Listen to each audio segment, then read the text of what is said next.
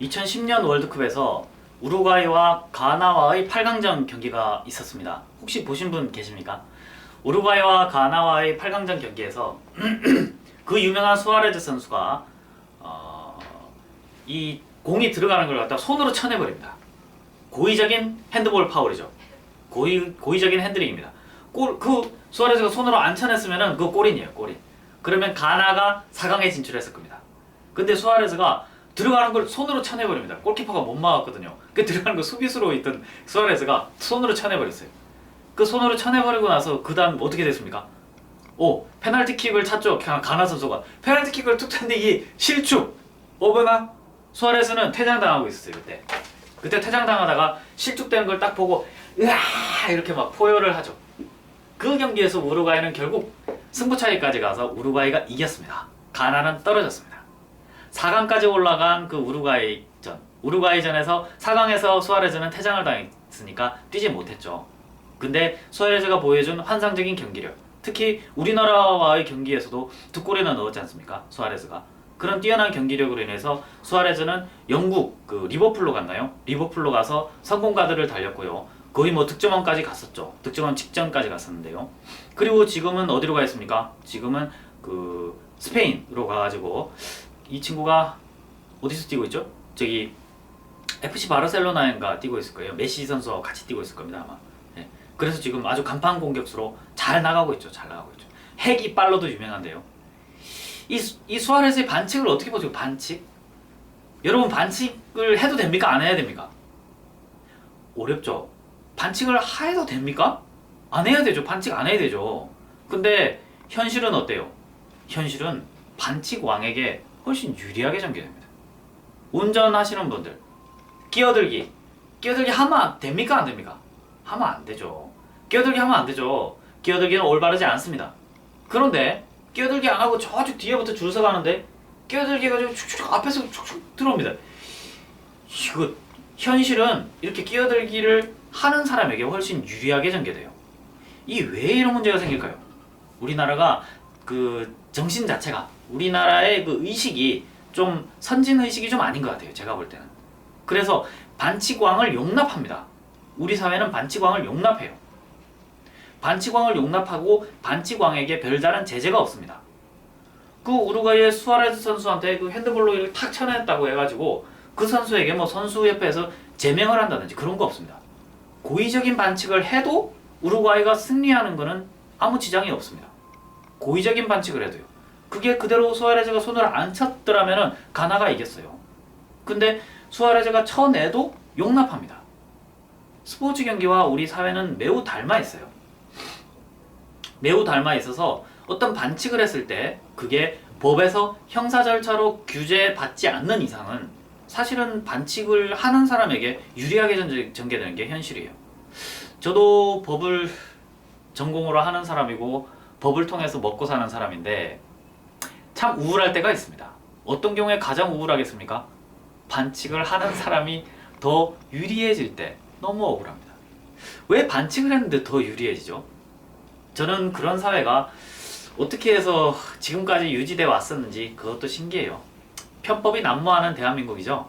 이 편법을 다 잡으려고 하면 사회가 마비될 수도 있습니다. 교통경찰관들이 사실은 끼어들기 같은 거 단속을 해가지고요. 딱지를 세게 부과해야 돼요. 기껏 해봐야면 3만원짜리 5만원짜리 아니 3만원 내고 끼어들기 하는 게 낫겠다 이런 사람도 있죠.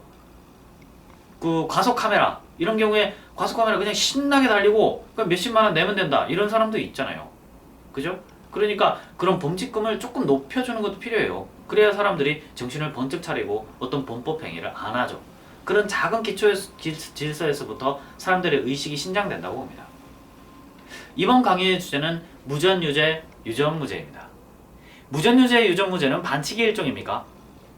사람들이 돈이 많은 사람의 경우에는 형벌이 가벼워지는 것 같고 돈이 없는 사람에게는 형벌이 무거워지는 것 같다고 느끼는 게 유전무죄, 무전유죄인데 결론부터 말하자면 무전유죄, 유전무죄는 반칙이 아닙니다.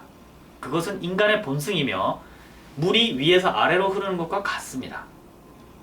여러분이 친구한테 한 대 맞았다고 가정해 보십시오. 제가 예전에 한번 강의한 적이 있는데요. 친구한테 한 대 맞았는데 친구가 쌩 깐다. 아이씨 때린 적도 없어! 이렇게 한다. 기분이 나쁘죠? 이런 경우에 이 사람한테 형벌이 올라갑니다.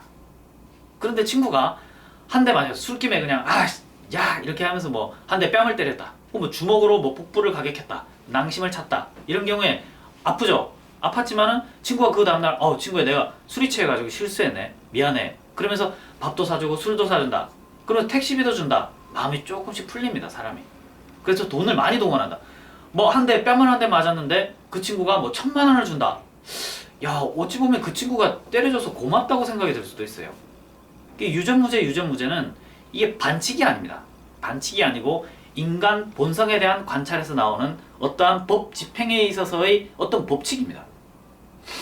예전에 모 대기업 그룹의 회장님께서 쇠파이프로 뭐 애들을 팬 적이 있죠. 자기 아들에 대한 어떤 위해 행위를 했다고 해가지고 팬 적이 있는데, 이 경우에도 보십시오. 그 사람들에게 피해 변제 명목으로 제 생각에 1억 가까운 돈을 그 사람들에게 줬다고 하거든요. 이번에 조현아 부사장 같은 경우에도 사무장과 여직원에게 1억 원을 공탁했다고 하지 않습니까? 이 돈의 지급, 어떠한 피해 변제를 위한 금전의 지급, 이것이 그 사람에게 대한 형벌을 경감시켜줄 수 있는 사유가 되는 겁니다. 그래서 그걸 이상하다고 생각하시면 안 돼요.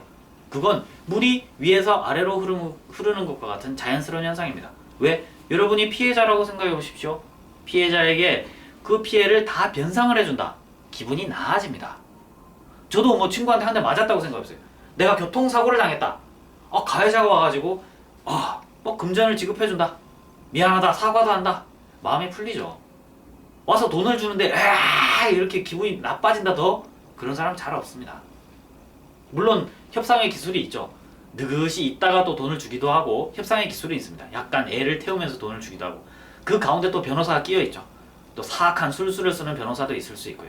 그때 따라 상황은 다른데, 궁극적으로 하나는 정확히 흐릅니다. 그 관점이 뭔지 아십니까? 유전무죄, 무전유죄는 흐릅니다. 거기에 따라서 금전 지급이 이루어지면 형벌은 가벼워집니다. 그건 당연한 거예요. 물이 위에서 아래로 흐른다고 물을 보고 화를 내실 겁니까? 물 보고 화를 내면 안 됩니다. 무전유죄, 유전무죄는 인간 사회를 지배하는 보편적 원리 중에 하나입니다. 그러므로 물이 위에서 아래로 흐른다고 해서 물을 나무랄 수 없듯, 유전무죄, 무전유죄가 작동된다고 해서 무전유죄, 유전무죄를 욕할 수 없습니다. 그건 인간이 살아가는 그냥 자연스러운 심리의 흐름이자 인간의 삶의 자연스러운 모습이거든요. 그래서 유전무죄, 무전유죄 가지고 너무 분기탱천하거나 열받아 하지 마세요. 여러분도 그 경우에 이르면 여러분이 가해자일 때는 그 방법을 쓰시게 되어 있고, 여러분이 피해자일 경우에는 그 방법을 쓰는 사람을 용서해주게 되어 있습니다.